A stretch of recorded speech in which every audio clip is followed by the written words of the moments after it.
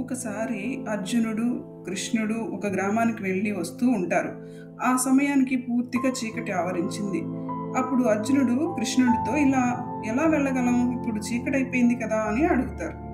అప్పుడు కృష్ణుడు తన దగ్గర ఉన్న సుదర్శన చక్రం నుంచి ఒక పద్మం నుండి వెలుగును ప్రసరింపజేస్తాడు. అది మన టార్చ్ లైట్ లాగా.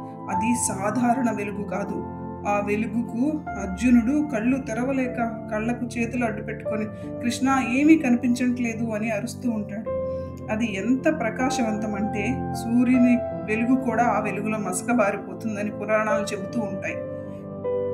అర్జునుడు అంతటి వాడే ఆ వెలుగును తట్టుకోలేకపోతే మనం ఊహించనైనా గలమా? అంతటి ఆయుధాన్ని కంట్రోల్ చేయగలిగిన శ్రీకృష్ణుడి శక్తి ఎంత అని మనం ఊహించనైనా గలమా?